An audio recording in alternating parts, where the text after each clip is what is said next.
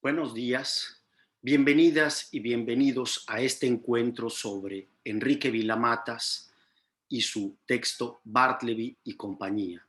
Enrique Vilamatas es uno de los escritores más originales de la literatura contemporánea, no solamente de la literatura en español. Su obra es muy interesante y muy actual, por lo que ella representa tanto en la historia de la novela como género, como en la historia de la narración.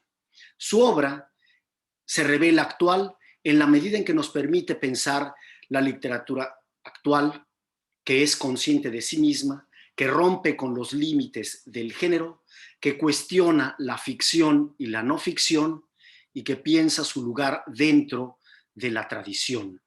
Podríamos decir que de manera consciente en él se observa la literatura yendo en dirección a sí misma, en la medida en la que la literatura realiza todo aquello que está dentro de su potencial y que solamente ella puede ofrecer.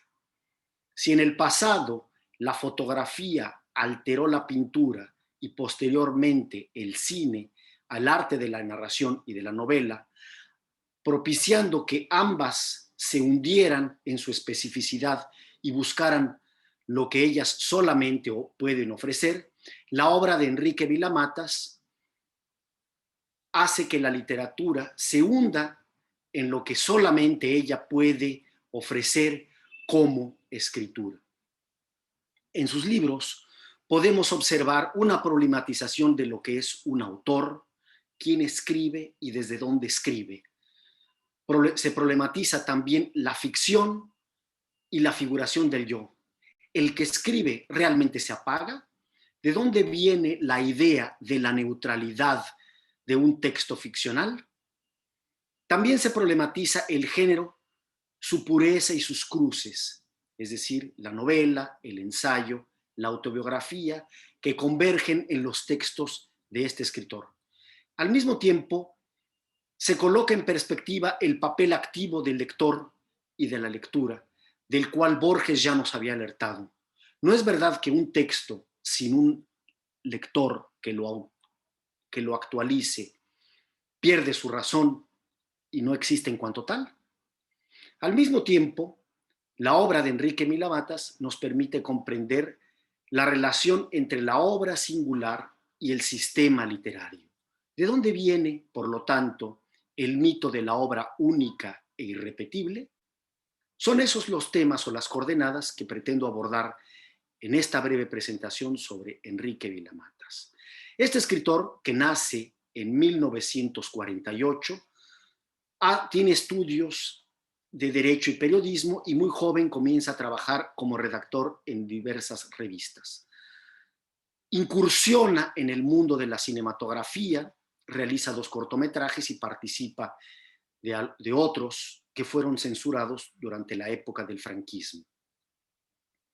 Fue en el año de 1971, mientras realizaba su servicio militar, que escribe su primera novela, llamada Mujer en el espejo contemplando el paisaje.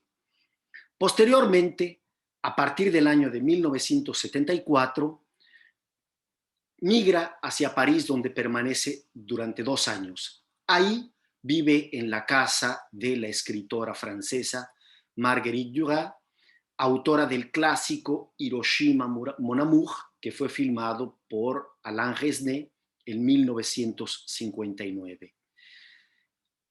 Es preciso decir que de este célebre director de la famosa Nouvelle Vague, que filma una película que se llama El último año en Marienbad, Vilamatas toma el nombre de esa misma ciudad, Marienbad, para apropiarse de ella en uno de los capítulos de Historia abreviada de la literatura portátil, texto del cual les hablaré en un breve momento. Esa experiencia parisina será fundamental en la obra de Vilamatas, pues es allí donde se gestan las coordenadas por las que transita su obra. Podríamos decir que Vilamatas es quizás el autor español más afrancesado.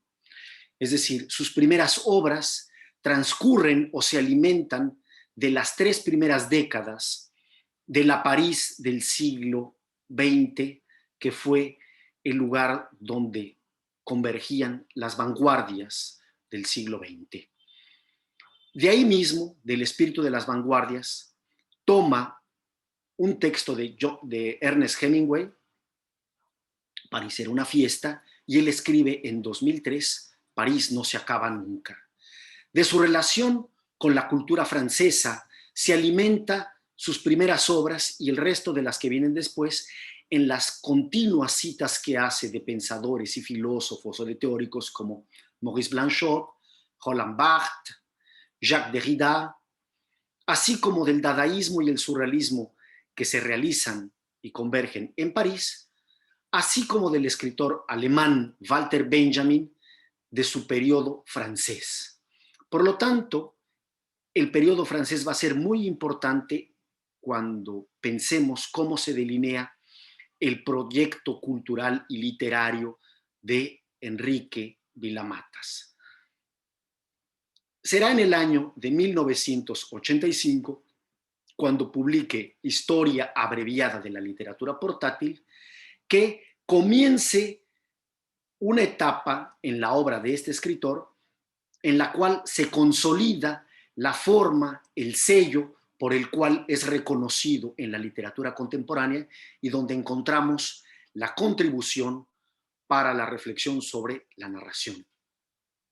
Historia abreviada de la literatura portátil, de acuerdo con el teórico José María Pozuelo y Bancos, inaugura la tetralogía de la escritura, compuesta por Historia abreviada de la literatura portátil de 1985, Bartleby y compañía del año 2000, que es la obra que nos convoca en este encuentro, El mal de Montaño del 2002 y finalmente Doctor Pasavento del 2005.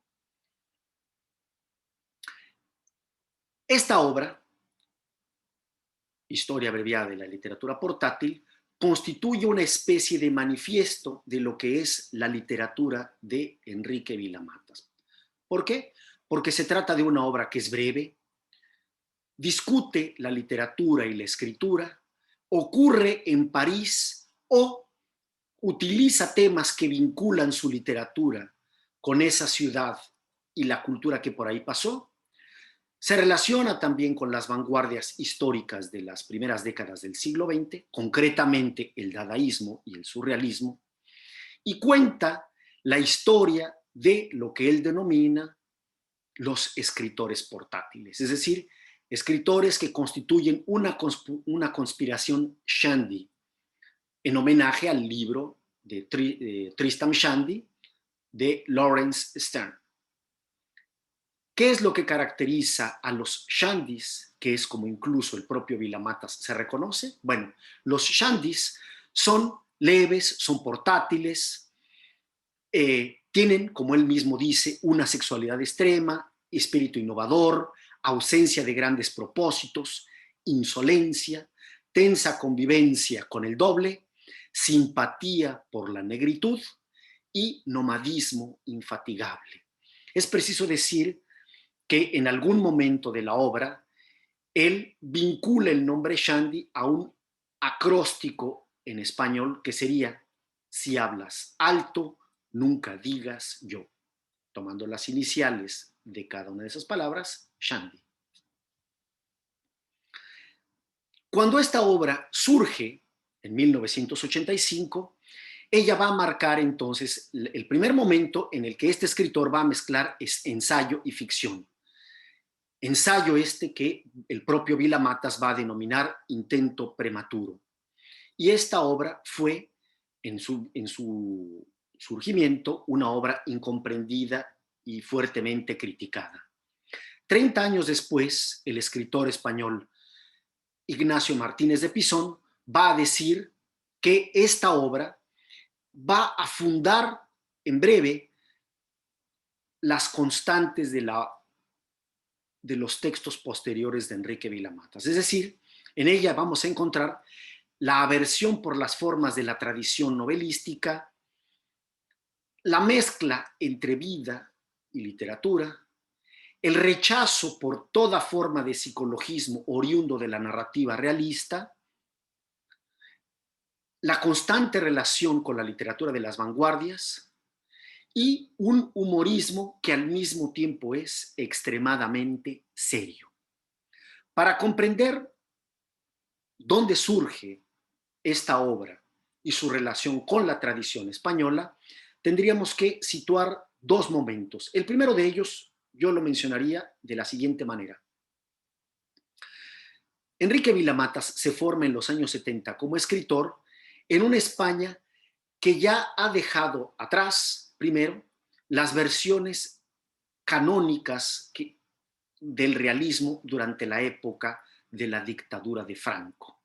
Es decir, había dejado para atrás esa especie de realismo lúgubre que encontramos en Camilo José Cela, en La Colmena, en Nada de Carmen Laforet o Entre visillos de Carmen Martín Gaite. Textos que utilizan formas del realismo para cuestionar esa España del franquismo. También atrás habían quedado ya los experimentos hechos en la narrativa española por escritores como Luis Martín Santos en su Tiempo de Silencio, El Jarama de Rafael Sánchez Ferlosio y probablemente la apuesta más arriesgada de la literatura española hasta los años 60-70, que fue la obra de Juan Goytisolo y su trilogía de Álvaro, de la cual tal vez la más significativa sea Reivindicación del Conde Don Julián. También en el panorama de la literatura española ya estaban despuntando la obra de Juan Marcé, Últimas tardes con Teresa, o la novela policial de Manuel Vázquez Montalbán. Obras en las cuales percibimos ya una transformación de la forma de narrar. Al mismo tiempo, están ya quedando para atrás la movida y la contracultura que animaron a la España de los años 60 y 70, y también el impacto de los autores del boom de la literatura hispanoamericana, que tuvieron como epicentro no solamente España, sino Barcelona en tanto centro editorial, autores con los cuales Vilamatas tomó contacto y conocimiento. En un segundo momento, no podemos olvidar que en ese recuento con la tradición, la Guerra Civil Española y el franquismo rompen con una línea de la literatura española muy viva que queda truncada a partir de esos movimientos políticos. ¿Cuáles son esos? Las vanguardias, concretamente el movimiento ultra que condensa el creacionismo y el ultraísmo, y la generación del 27. Sabemos que los autores de la generación del 27, así como los sobrevivientes de las vanguardias, sufren una interrupción estética con el movimiento armado, de tal modo que algunos se van a la diáspora, otros mueren como Lorca, y los que se quedan tienen que autocensurarse o sufren censura o se apagan como escritores. Pues bien, la obra de Enrique Vilamatas va a representar un conectar nuevamente con aquella tradición que había quedado cortada o interrumpida por los años de la guerra, los del franquismo y los inmediatamente posteriores. Eso es lo que se va a percibir, por lo tanto, en Historia abreviada de la literatura portátil. Vamos entonces a ver al texto y ver cómo este texto explica la literatura posterior de Enrique Vilamatas, puesto que aquí están condensados ya los elementos por los cuales ella va a transitar. Como es perceptible a primera vista, se trata de un texto que tiene título de ensayo, o sea, Historia abreviada de la literatura portátil, parece una historia, tiene escritura ensayística, es decir, el yo que escribe utiliza una forma referenciada muy próxima al ensayo y razona al mismo tiempo como un ensayo. El narrador aquí se presenta predominantemente en tercera persona, aunque en algunos fragmentos y hacia el final se coloque como primera persona. Trátase de un texto en el cual prácticamente no hay trama y ni siquiera personajes, sino figuras históricas, y está construido de manera episódica por capítulos. En este texto se describe como un conjunto de artistas o filósofos, entre los cuales podríamos destacar a Walter Benjamin, Marcel Duchamp, Francis Picabia, Blaise Cendrars, Georgia O'Keeffe, Edgar Varese y otros, forman en 1924 una sociedad secreta que se disuelve curiosamente en el año de 1927. Esta sociedad secreta se autonombra o autodenomina una sociedad Shandy, que toman su nombre del Tristram Shandy de Lawrence Stennard, este texto que está compuesto y que está constituido de múltiples digresiones, tiene humor y no se preocupa por la progresión narrativa de las historias. Las principales figuras de esta sociedad Shandy, de acuerdo con el texto, son Marcel Duchamp y Walter Benjamin. Trátase de un grupo de vagabundos, viajantes errantes, exiliados del mundo del arte, pero que al mismo tiempo coleccionan cosas y pasiones. La única condición para esta colección es de que estas colecciones sean portátiles, sean breves, como la célebre boîte en valise, esa maleta en la cual Marcel Duchamp reunía y guardaba y transportaba sus ready-mades. También recuerda a la famosa maleta en la que Walter Benjamin llevaba lo más precioso cuando cruzó la frontera de Francia con España en Portbou en el momento de cometer suicidio, y donde él llevaba, como él mismo decía, lo más importante de su vida.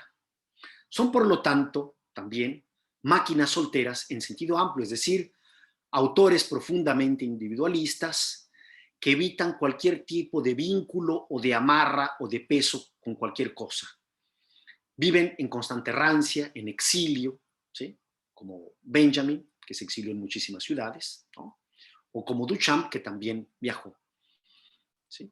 Y están marcados estos shandys, como yo he dicho hace un momento, por un espíritu innovador, extrema sexualidad, ausencia de grandes propósitos, nomadismo incansable, tensa convivencia con la figura del doble, simpatía por la negritud y cultivo del arte de la insolencia.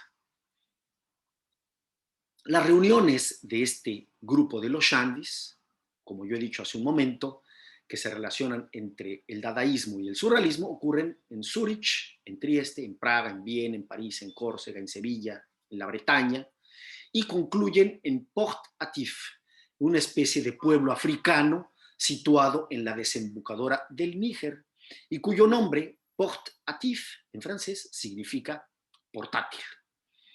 Al mismo tiempo, como en Borges, esta obra está rellena de referencias reales y apócrifas. Enrique Vilamatas cuenta el caso de un lector del texto que fue a una librería a buscar los libros en los cuales él se había apoyado para escribir su texto, y el librero le dijo que una buena parte eran textos realmente existentes, pero otros eran textos falsos, textos apócrifos, como encontramos en Borges.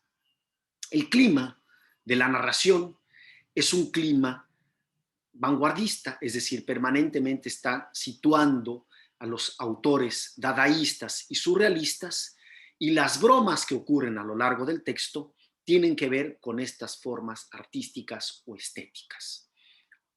Cabe señalar que allí también aparece Lenin, el líder de la Revolución Rusa, que conoció a estos artistas del Cabaret Voltaire y que aparece también en las páginas de historia abreviada de la literatura portátil. Para concluir esta presentación de este texto, es preciso decir que también hace una rica referencia a el escritor checo Franz Kafka, figura recurrente en los textos de Vilamatas, y que él homenajea en un libro de 1993 que se llama Hijos sin hijos, que es justamente sobre esos escritores que son hijos de alguien, pero se negaron a tener hijos. El gran homenajeado ahí es Kafka, como en Historia abreviada de la literatura portátil, en todas las referencias que hace ahí dentro, ¿no? Son, por lo tanto, estos algunos de los elementos que permiten percibir cómo esta obra conecta con el espíritu de la generación del 27 y de las vanguardias, en una propuesta de insertar su obra dentro de una tradición que quedó truncada por motivos políticos y que hoy en día se manifiesta viva y vital. Abordemos entonces ahora Bartleby y compañía, este libro publicado en el año 2000. Como hemos visto hace un momento, esta obra se inserta dentro de un proyecto más vasto de este escritor catalán porque tiene que ver con todas las características de su obra. Habíamos visto hace un momento que se la situaba dentro de la famosa tetralogía de la escritura, ¿no? Junto con Historia abreviada de la literatura portátil, El mal de Montano y Doctor Pasavento. Sin embargo, también podríamos decir que se trata de una obra que pertenece a la trilogía del no, es decir, la trilogía del rechazo. O sea, mientras Bartleby y compañía hace una negación de la literatura y de la narración, El mal de Montano es el rechazo a distinguir entre literatura y vida. Doctor Pasavento, la tercera obra de esa trilogía, es el rechazo del autor, es decir, rechaza la idea de autor y se aboca a la desaparición del autor. También, en una tercera vinculación, podríamos decir, probablemente es lo que va a guiar los próximos minutos de esta presentación, podríamos denominarla que inaugura la trilogía metaliteraria, es decir, 3 obras en las cuales la literatura habla de la literatura. Cuando se publica en el año 2000 Bartleby y compañía, el escritor chileno Roberto Bolaño publicó en el Diario de Girona: tal vez estamos ante una novela del siglo XXI, es decir, una novela híbrida que recoge lo mejor del cuento y del periodismo y la crónica y el diario de vida. El propio Vilamatas, en una conversación con Juan Villoro, dijo que este libro dejó a su paso estelas de seguidores y fue criticado por públicamente por un teórico también de la literatura, porque le dijo que él había conducido a la perdición a la juventud española literaria, porque, dice él, abundaban de ahora en adelante los libros con la coartada Bartleby y compañía, o sea, la coartada del libro vacío, del libro que no se escribe, del libro que tiene la coartada perfecta para no contar historias y no ofrecer contenidos. La importancia de este texto publicado al descorrerse el telón del nuevo siglo no se encuentra solamente en su carácter misceláneo. Este texto, que es rico en puntos de fuga, nos ofrece una reflexión sobre la crisis de la novela contemporánea, sobre la crisis de la narración y sobre la crisis de la ficción. El título de esta obra está tomado del célebre texto del escritor norteamericano Herman Melville, Bartleby, el escribiente, publicado en el año de 1853. Y, como he dicho hace un momento, hace referencia a esos escritores que de manera episódica o permanente dejaron de escribir. Es decir, escritores que se niegan a producir representaciones, pues consideran que el mundo no puede ser representado así como así. Para entender el alcance del proyecto de Vilamatas, será importante que retomemos algunas informaciones que tienen que ver con la decisión del título.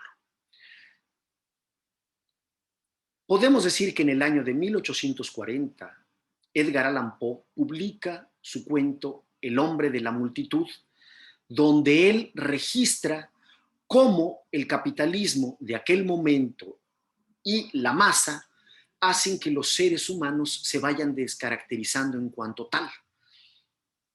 En 1853, Bartleby, el escribiente, que tiene como título Historia de Wall Street, cuenta la historia de un escribiente que se niega a escribir y se pasa toda la tarde mirando hacia una pared de ladrillos. Cuando se le pide que haga algo, dice, preferiría no hacerlo. Por aquellos mismos años, Friedrich Engels escribe de la Londres de su época que él ve como si los seres humanos hubieran perdido algo de su humanidad en esa vida moderna, en esa vida urbana. Por esa misma época, Charles Baudelaire escribe toda su obra sobre la ciudad de París que se moderniza y registra como estado espiritual de quien está en esa ciudad la idea del spleen, una especie de tedio, una especie de vacío. Es decir, se trata en estas 4 referencias que yo les he dado aquí de las transformaciones de la sensibilidad en la sociedad moderna que surge a mediados del siglo XIX. Ese clima podría ser resumido de manera feliz en la frase de Karl Marx del Manifiesto Comunista de 1848 que dice: todo lo que es sólido se desvanece en el aire y todo lo que era sagrado es profanado, y los hombres son finalmente compelidos a vivir sin ilusiones y sin expectativas su presente con sentidos fuertes. Es decir, una época donde que destruye el yo y destruye el aura de toda experiencia.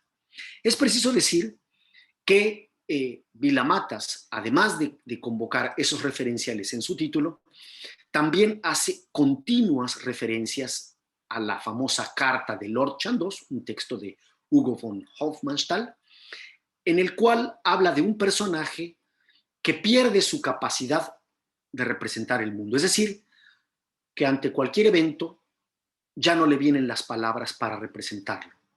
Por lo tanto, la vida moderna se le presenta como un choque. Para finalizar estas referencias, para comprender mejor el título de esta obra, será importante también que recordemos el famoso ensayo de Walter Benjamin, uno de los autores más queridos por Vilamatas, ese texto que se llama El narrador, consideraciones sobre la obra de Nikolai Leskov, en el cual Walter Benjamin afirma que los soldados que vuelven de la Primera Guerra no vuelven más ricos, sino más pobres en experiencia comunicable y por lo tanto vienen mudos. Ese fenómeno, dice Benjamin, explica la mudez que ya se advierte en la narrativa occidental ya a mediados del siglo XX y que explica la obra de autores como Beckett, como Kafka y otros tantos, Joyce, entre otros. Son, por tanto, con esos referenciales con los que podemos comprender la obra de Enrique Vilamatas. Bartleby y compañía está constituido por 86 entradas escritas en una prosa de intenso sabor ensayístico. Se trata de breves reflexiones sobre escritores que, de manera pasajera o definitiva y por distintos motivos, han dejado de escribir. Esos textos de carácter ensayístico se entretejen al mismo tiempo con la construcción ficcional de un yo que aparece como enunciador, muy al gusto de los ensayos de Montaigne, que decía que algunos autores se presentaban como jurisconsultos o médicos o científicos y él prefería presentarse simplemente como Michel de Montaigne. Es decir, aquí el yo que escribe se presenta como yo. ¿Quién es ese yo? Vilamatas lo va a figurar como un tipo que se llama Marcelo, es un tipo tipo jorobado, que vive solo y que dejó de escribir. Él nos cuenta que en su juventud había escrito una novelita, dice así, sobre la imposibilidad del amor. Es decir, él quiso narrar una experiencia intensa, probablemente no haya experiencia más intensa que podamos comunicar a otros que el amor, y sin embargo, él siente que fracasó y por lo tanto enmudece y para de escribir. Sin embargo, al transformarse durante más de 20 años en lector, él piensa que puede retomar esta reflexión sobre la narración a partir de un trazado de la genealogía del no, que es para él, dice así, la más perturbadora y atractiva tendencia de las literaturas contemporáneas, una tendencia en la que se encuentra el único camino que queda abierto a la auténtica creación literaria, una tendencia que se pregunta qué es la escritura y dónde está, y que merodea alrededor de la imposibilidad de la misma, y que dice la verdad sobre el estado de pronóstico grave, pero sumamente estimulante, de la literatura de este fin de siglo. Solo de la pulsión negativa, solo del laberinto del no, puede surgir la escritura por venir. Es decir, este texto se va a postular como un cuestionamiento de la representación, pero al mismo tiempo una reivindicación de la hibridez de los géneros que tiene como motor más importante probablemente el género ensayo, que, como decía Lukács en El arma y las formas, se alimenta de aquello que ya tiene forma. ¿Sí? En Bartleby y compañía, por lo tanto, se desconfía de las representaciones que la literatura puede ofrecer. Y lo que hace es abrir el juego y mostrar que en la metaliteratura se encuentra un fuerte valor de la literatura del siglo XX en la medida en que no nos engaña sobre su carácter de representación, que no nos miente sobre esa pretendida transparencia. Es decir, que nos presenta una novela que muestra su derecho y su revés. A continuación, les voy a sugerir aquí alguna serie de fragmentos sin los cuales es imposible comprender el real alcance de esta novela. Aconsejo vivamente la lectura del fragmento que abre sobre Robert Walser, en el que encontramos en este escritor que desaparece el intento por una letra minúscula, es decir, el carácter microscópico de la escritura, metafóricamente, una literatura menor. ¿Sí? Otro de las entradas que sugiero lectura es la siguiente probablemente, que es sobre el escritor mexicano Juan Rulfo, este genio de los textos breves, que publicó 2 textos maravillosos y que dejó de escribir, y que pasó toda la vida sin haber escrito nada más, y que ante los cuestionamientos ofrece respuestas humorísticas como aquella de que se le murió el tío Celerino, que era el que le contaba las historias, y por lo tanto ya no tiene más nada que contar. Es de importancia también la entrada sobre Augusto Monterroso, quizás el mayor genio de la literatura breve, autor de El dinosaurio. Otro escritor importante que merece ser seguido aquí es la figura de Pepín Bello, uno de los miembros de la generación del 27 que no escribió, pero que posibilitó que los escritores del 27 escribieran.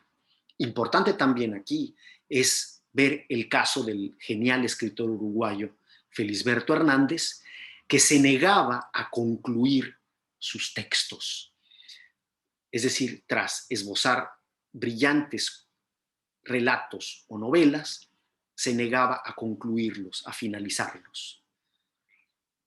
Importante también es observar el fragmento dedicado a Juan Rodolfo Wilcock y sus textos que tienen un fuerte sabor surrealista. No puede faltar como lectura los fragmentos dedicados a Bruno Traven, este escritor alemán que vivió durante muchos años en México, autor de textos muy importantes, que fueron inclusive algunos de ellos llevados al cine por John Huston, y que siempre se mantuvo como un escritor secreto, que cambió de nombre varias veces y que hasta el día de hoy no se puede decir nada con mucha firmeza hasta el momento. Es por lo tanto en estas entradas que me parece que podemos comprender el alcance de estos escritores del no. Cabe resaltar, sin embargo, que hay un momento donde Vilamatas establece una cierta excepción, que es en el caso de Primo Levi. Primo Levi, como ustedes saben, es el escritor italiano que estuvo en los campos de concentración del nazismo y se empeñó en contar lo que él había visto para que no se volviera a repetir. Es decir, Vilamatas, de acuerdo con Levi, defiende el carácter ético de la escritura también. Quedan pues aquí unos breves comentarios, unos breves apuntes sobre la obra de este escritor, Enrique Vilamatas, que es, podríamos decir, sin sombra de dudas, un clásico de nuestra época, no solamente por las formas que él hace, sino por cómo piensa él la tradición de la narrativa. Muchas gracias por su atención y nos vemos en el próximo encuentro.